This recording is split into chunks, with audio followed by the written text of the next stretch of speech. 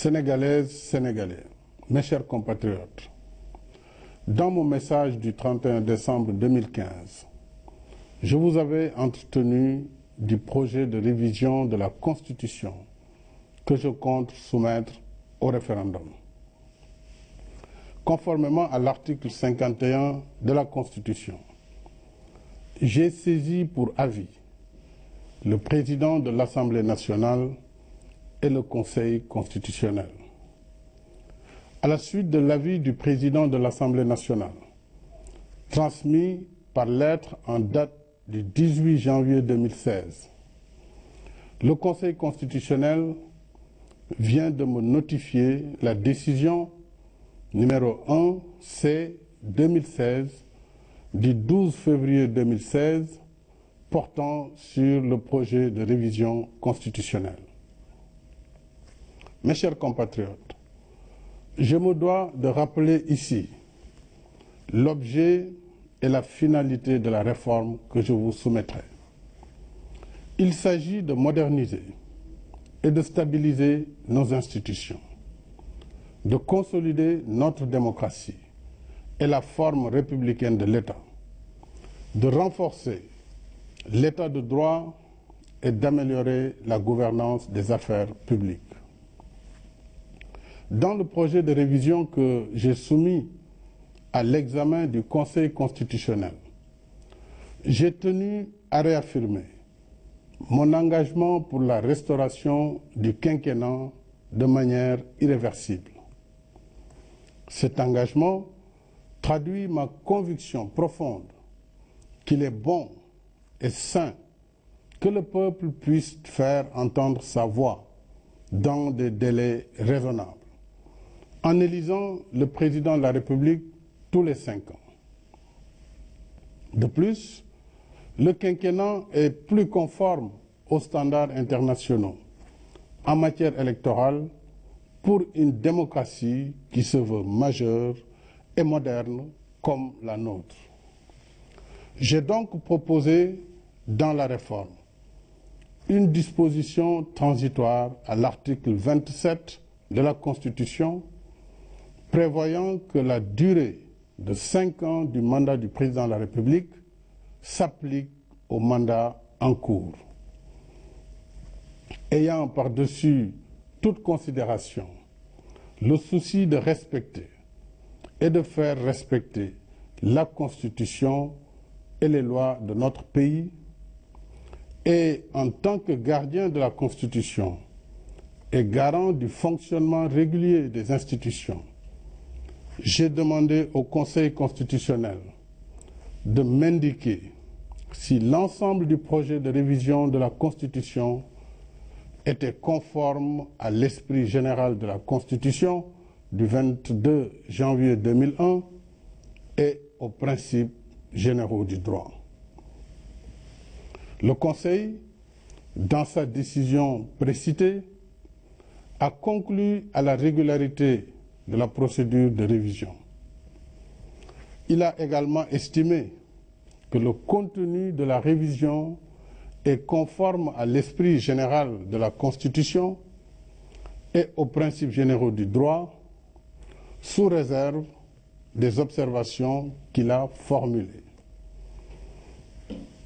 Ainsi, sur l'application de la réduction au mandat en cours du président de la République, le Conseil constitutionnel considère que cette disposition doit être supprimée au motif qu'elle n'est conforme ni à l'esprit de la Constitution ni à la pratique constitutionnelle.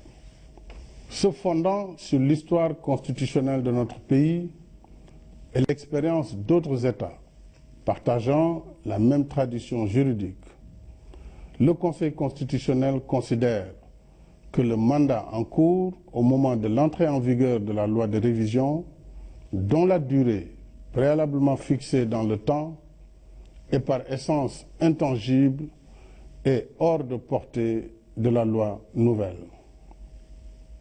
S'agissant des dispositions non susceptibles de révision, le Conseil juge nécessaire de réduire la liste des matières concernées.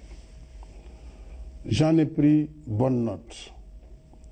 Je ne proposerai donc comme disposition non susceptible de révision dans le texte final à soumettre au peuple que la forme républicaine de l'État, disposition déjà consacrée par la Constitution, le mode d'élection du président de la République, le quinquennat, ainsi que le nombre de mandats présidentiels consécutifs limité à 2. Enfin, concernant l'augmentation du nombre des membres du Conseil constitutionnel, la haute juridiction estime que la rédaction de l'article 89 nouveau de la Constitution doit être revue pour tenir compte de cette augmentation.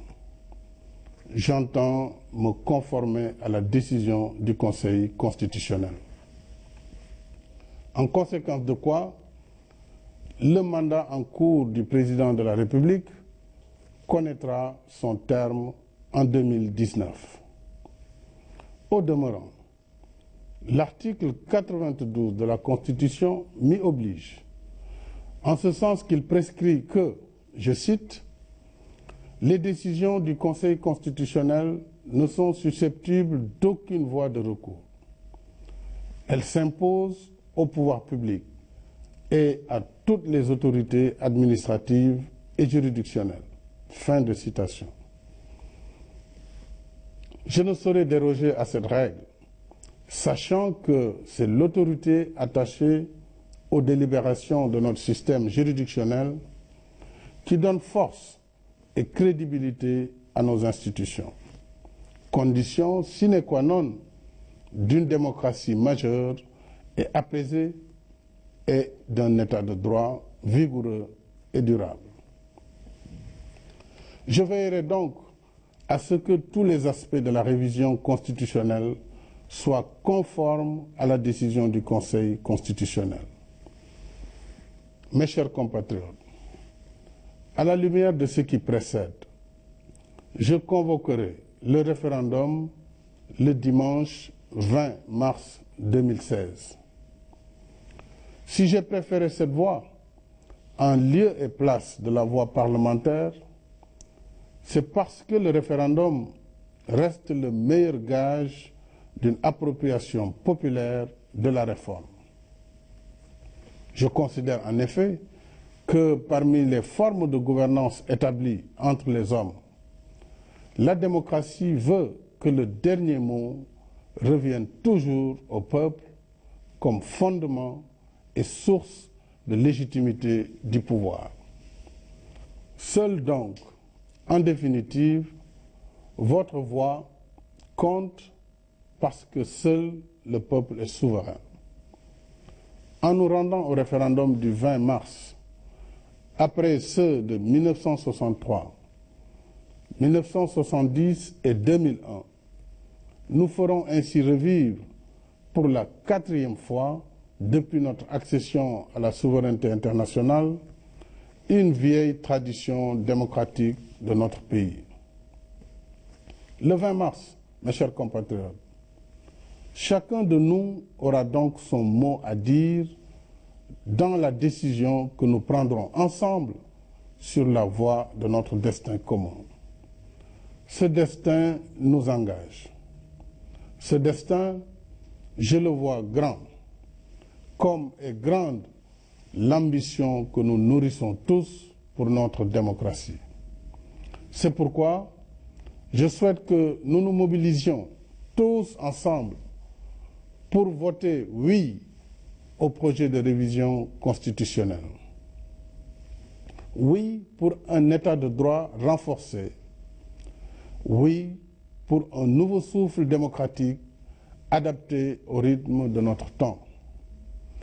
Oui, enfin, pour des institutions fortes, crédibles et stables.